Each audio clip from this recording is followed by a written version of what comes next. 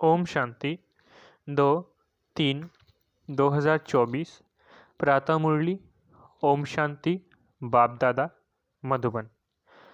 बाबा आज कह रहे हैं, मीठे बच्चे, ये नॉलेज बिल्कुल शांति की है। इसमें कुछ भी बोलना नहीं है, सिर्फ शांति के सागर बाप को याद करते रहो। मीठे बच्चे, ये नॉलेज बिल्कुल शांति की है। इसमें कुछ भी बोलना नहीं है, सिर्फ शांति के सागर बाप को याद करते रहो। प्रश्न, उन्नति का आधार क्या है? बाप की शिक्षाओं को धारण कब कर सकेंगे? उत्तर, उन्नति का आधार है लव, प्यार। एक बाप से सच्चा प्यार चाहिए। नज़दीक रहते भी यदि उन्नति नहीं होती तो ज़रूर लव की कमी है। लव हो तो बाप को याद करें। याद करने से सब शिक्षाओं को धारण कर सकते हैं। उन्नति के लिए अपना सच्चा चार्ट लिखो। बाबा से कोई भी बात छिपाओ नहीं। आत्मा अभिमानी बनते खुद को सुधारते रहो। ओम शांति। बच्चे, अपने को आत्मा समझकर बैठो और बाप को याद करो। बाबा पूछते हैं, जब भी कहाँ सभा में भाषण करते हो तो घड़ी घड़ी ये पूछते हो कि तुम अपने को आत्मा समझते हो या देह? अपने को आत्मा समझकर यहाँ बैठो। आत्मा ही पुनर्जन्म में आती है। अपने को आत्मा समझ परम पिता परमात्मा को याद करो। बाप को याद करने से ही तुम्हारे विकर्म विनाश होंगे। इसको योग अग्नि कहा जाता है। निराकार बाप निराकारी बच्चों को कहते हैं, मुझे याद करने से तुम्हारे पाप कट जाएंगे और तुम पावन बन जाएंगे। फिर तुम मुक्ति, जीवन मुक्ति को पाएंगे। सभी को मुक्ति के बाद जीवन मुक्ति में आना है ज़रूर। तो घड़ी घड़ी ये कहना पड़े कि अपने को आत्मा निश्चय करके बैठो। भाइयों और बहनों, अपने को आत्मा समझ बैठो और बाप को याद करो। यह फरमान बाप ने ही दिया है। यह है याद की यात्रा। बाप कहते हैं, मेरे साथ बुद्धि का योग लगाओ तो तुम्हारे जन्म जन्मांतर के पाप भस्म हो जाएंगे। यह घड़ी घड़ी तुम याद करेंगे, समझेंगे, तब समझेंगे कि आत्मा अविनाशी है, देह विनाशी है। अविनाशी आत्मा ही विनाशी देह धारण कर पाठ बजाए एक शरीर छोड़ फिर दूसरा लेती है। आत्मा का स्वधर्म तो शांति है। वो अपने स्वधर्म को भी नहीं जानते हैं। अब बाप कहते हैं, मुझे याद करो तो विकर्म विनाश होंगे। मूल बात यह है, पहले पहले तुम बच्चों को यही मेहनत करनी है। बेहद का बाप आत्माओं को कहते हैं, इसमें कोई शास्त्र उठाने की दरकार नहीं। तुम गीता का मिसाल देते हो तो भी कहते हैं तुम सिर्फ गीता उठाते हो, वेदों का नाम क्यों नहीं लेते हो? बाबा ने कहा, उनसे पूछो वेद किस धर्म का शास्त्र है? कहते हैं आर्य धर्म का। आर्य किसको कहते हैं? हिंदू धर्म तो है नहीं। आदि सनातन तो है ही देवी देवता धर्म। फिर आर्य कौन सा धर्म है? आर्य तो आर्य समाजियों का धर्म होगा। आर्य धर्म तो नाम है ही नहीं। आर्य धर्म किसने स्थापन किया? तुमको वास्तव में गीता को भी नहीं उठाना है। पहली बात, अपने को आत्मा समझ बाप को याद करो तो सत्व प्रधान बन जाएंगे। इस समय सब है तमो प्रधान। पहले पहले तो बाप का ही परिचय देना है। महिमा भी बाप की करनी है। ये भी तुम तब कह सकेंगे जब तुम खुद बाप को याद करते होंगे। इस बात की बच्चों में कमजोरी है। बाबा हमेशा कहते हैं, याद की यात्रा का चार्ट रखो। दिल से हर एक पूछे, हम कहाँ तक याद करते हैं? तुम बच्चों की दिल में अथाह खुशी रहनी चाहिए। तुमको अंदरूनी खुशी होगी तो दूसरों को भी समझाने का असर होगा। पहली मूल बात यही कहना है कि भाइयों और बहनों, अपने को आत्मा समझो। ऐसे और कोई सत्संग में नहीं कहेंगे। वास्तव में सत्संग कोई है नहीं। सत का संग एक ही है, बाकी है कुसंग। यहाँ है बिल्कुल नई बात। वेदों से तो कोई धर्म स्थापन हुआ ही नहीं है, तो हम वेदों को क्यों उठाएं? कोई में भी यह नॉलेज है नहीं।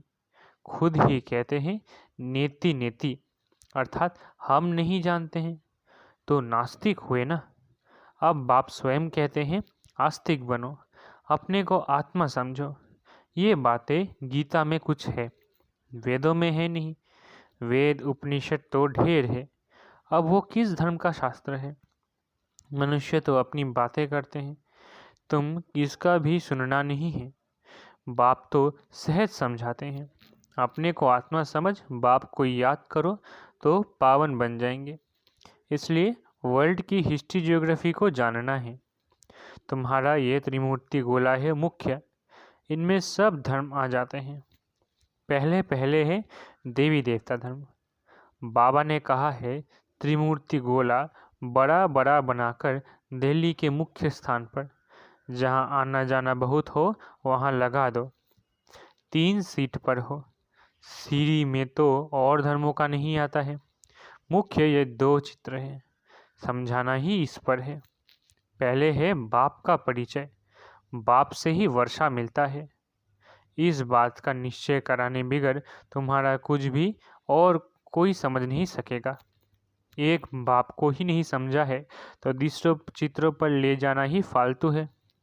अलफ को समझने बिगर कुछ भी समझेंगे नहीं। बाप के परिचय बिगर और कोई भी बात ना करो। बाप से ही बेहद का वर्षा मिलता है। बाबा ख्याल करता है, ऐसी सहज बात क्यों नहीं समझते हैं। तुम्हारी आत्मा का बाप वो शिव है, उनसे ही वर्षा मिलता है। तुम सब आपस में ब्रदर्स हो। जब इस बात को भूलते हो तब तमो प्रधान बन जाते हैं। अब बाप को याद करो तो सतो प्रधान बन जाएंगे। मूल बात है ही रचयिता और रचना को जानना। कोई भी जानते नहीं, ऋषि मुनि भी जानते नहीं थे। तो पहले बाप का परिचय दे सबको आस्तिक बनाना है। बाप कहते हैं मुझे जानने से तुम सब कुछ जान जाएंगे। मुझे नहीं जाना तो कुछ भी तुम समझेंगे नहीं। मुफ्त तुम अपना समय वेस्ट करते हो। चित्र आदि भी जो ड्रामानुसार बने हैं वही ठीक है, परंतु तुम इतनी मेहनत करते हो फिर भी किसकी बुद्धि में बैठता नहीं है।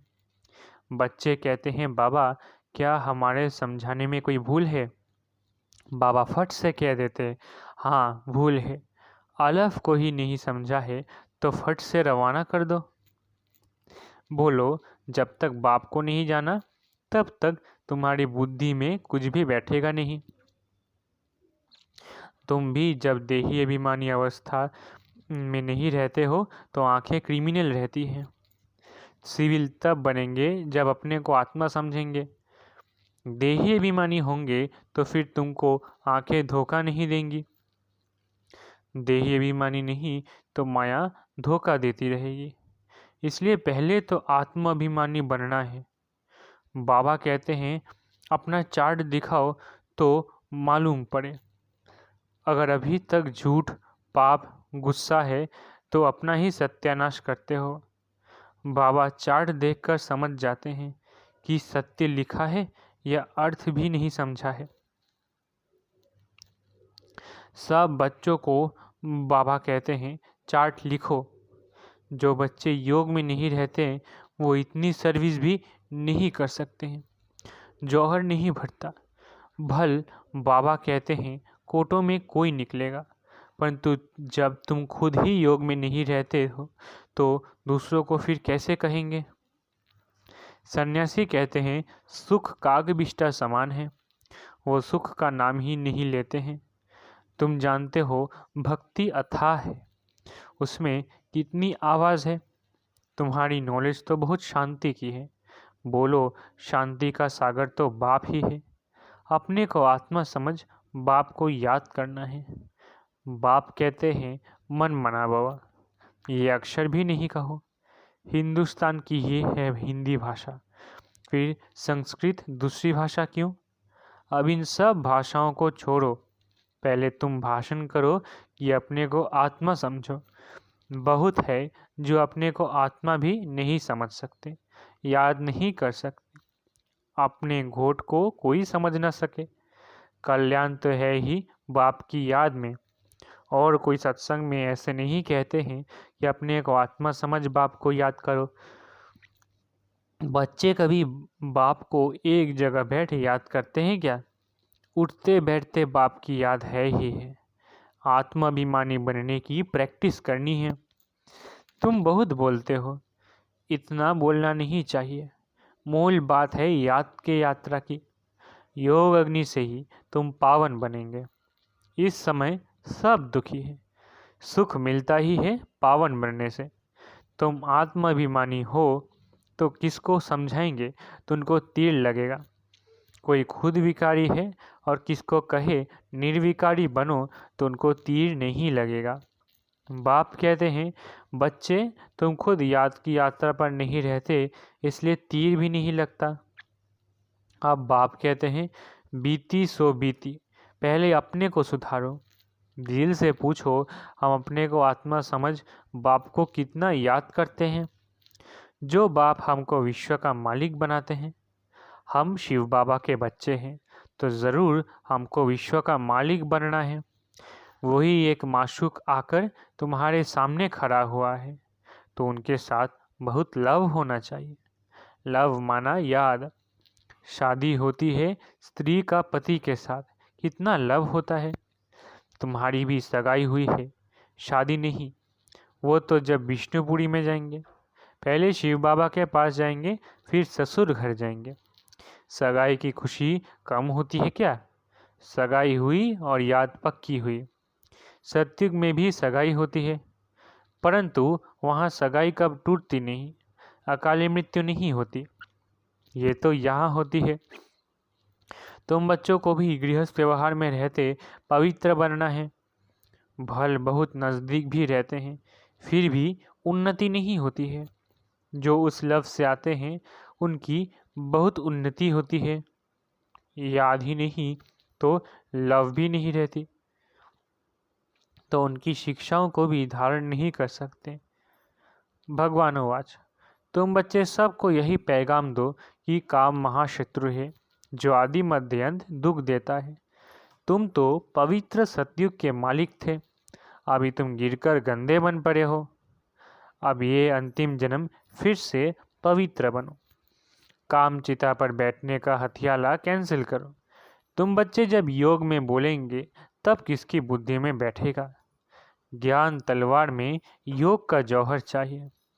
पहली मुख्य है एक बात। बच्चे कहते हैं, बाबा हम बहुत मेहनत करते हैं तब मुश्किल कोई निकलता है। बाबा कहते हैं, योग में रहकर समझाओ, याद की यात्रा की मेहनत करो। रावण से हार कर विकारी बने हो, अब निर्विकारी बनो। बाप की याद से तुम्हारी सब मनोकामनाएं पूर्ण हो जाएगी। बाबा स्वर्ग का मालिक बनाते हैं। बाबा डायरेक्शन तो बहुत देते हैं, परंतु बच्चे अच्छी तरह कैच नहीं करते और बातों में चले जाते हैं। मुख्य तो बाप का पैगाम दो, परंतु खुद ही याद नहीं करेंगे तो दूसरों को कैसे कहेंगे? ठगी नहीं चलेगी। दूसरों को कहे विकार में नहीं जाओ, खुद जाए तो ज़रूर दिल खाएगी। ऐसे भी ठग है। इसलिए बाबा कहते हैं, मूल बात है ही अल्फ। अल्फ को जानने से तुम सब कुछ जान जाएंगे। अल्फ को ना जानने से तुम कुछ भी समझ नहीं सकेंगे। अच्छा, मीठे मीठे सिकिलधे बच्चों प्रति माता पिता बाप दादा का याद प्यारा गुड मॉर्निंग। रूहानी बाप की रूहानी बच्चों को नमस्ते। हम रूहानी बच्चों की रूहानी माता पिता बाप दादा को याद प्यार गुड मॉर्निंग और नमस्ते नमस्ते नमस्ते। शुक्रिया बाबा। धारणा के लिए मुख्य सार। पहला, अंदरूनी बाप के याद में की खुशी में रहकर फिर दूसरों को बाप का परिचय देना है। सबको एक बाप की महिमा सुनानी है। दूसरा, आत्माभिमानी बनने की बहुत प्रैक्टिस करनी है, बहुत बोलना नहीं है। बीती सो बीती कर पहले स्वयं को सुधारना है। याद की यात्रा का सच्चा चार्ट रखना है। वरदान, ब्राह्मण जीवन में वैरायटी अनुभूतियों द्वारा रमणीकता का अनुभव करने वाले संपन्न आत्मा भव। वरदान: ब्राह्मण जीवन में वैरायटी अनुभूतियों द्वारा रमणीकता का अनुभव करने वाले संपन्न आत्मा भव। जीवन में हर मनुष्य आत्मा की पसंदी वैरायटी है, तो सारे दिन में भिन्न भिन्न संबंध, भिन्न भिन्न स्वरूप का वैरायटी अनुभव करो, तो बहुत रमणीक जीवन का अनुभव करेंगे। ब्राह्मण जीवन भगवान से सर्व संबंध अनुभव करने वाली संपन्न जीवन है, इसलिए एक भी संबंध की कमी नहीं करना। अगर कोई छोटा या हल्का आत्मा का संबंध मिक्स हो गया तो सर्व शब्द समाप्त हो जाएगा। जहाँ सर्व है वहाँ ही संपन्नता है, इसलिए सर्व संबंधों से स्मृति स्वरूप बनो। स्लोगन: बाप समान अव्यक्त रूपधारी बन, प्रकृति के हर दृश्य को देखो तो हलचल में नहीं आएंगे। स्लोगन: बाप समान अव्यक्त रूपधारी बन, प्रकृति के हर दृश्य को देखो तो हलचल में नहीं आएंगे। अच्छा, ओम शांति। शुक्रिया बाबा।